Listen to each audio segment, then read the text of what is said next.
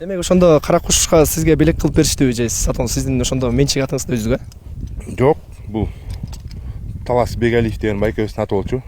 Адан ошо Байыш Акматбек уулу деген будан 1-2 жыл мурун Айтматов районунун президентин, Көкбөр федерациясынын президенти болчу. Анан Искендеров Аскат деген ынтымак командадын экс-вице президенти болчу да. Ошол эки байке ош Талас байкеден сатышып, ошону былтыр мага подарка кылып беришкен. Кудай буйрса эми азыр кара куш быйыл үйүргө барып келди. Өзүмдүн колумда, өзүмдө турат. Үйдөн дагы жеке мына сиз көп айтып атпайсызбы бул байкем алып берди, бул адамдын аты деп өзүңүз дагы баягы жылкы чарпа түптөп булак аргымактарды алып чыгайын, өзүмдүн коромон чабайын деген ойлор барбы же ага дагы көп каражат кетеби? Кудай буйрса акырындык менен ошондой кылып жатам. Кудай буйрса жакшы бээлерди, өзүмдө да жакшы аттар бар азыр. 2-3 ат бар. Кудай буйрса ошонун балдарын, ошо ынтымактагы ошо мыкты деген аттарды апарып ошо бээлерге коюп, ошонун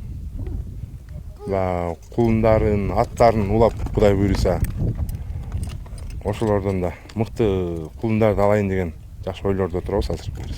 Ошондо бул жолку позицияңыз кандай болот? Өзүңүз белгилеп кеттиңиз, коргонууга көбүрөөк ыктап баратам деп. Шабуылдан ойнойсузбу же жарым коргонуу калабы кайра?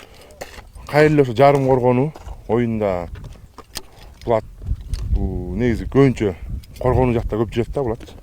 Ошол себептен коргонуудагы колдон келишинче команданы алдыга сүйрөгөнгө чабуулда жасайбыз.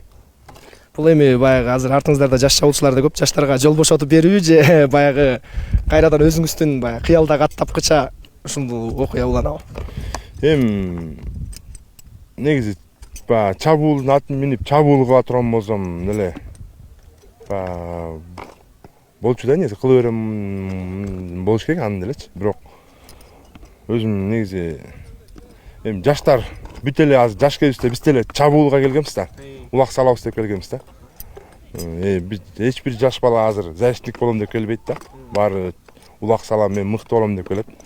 Албетте ошо жаштар чабуулчу болуп келаткандан кийин улам өзүң коргонууга басым жасай берет экенсиң. Командада баягы жүргүң келсе.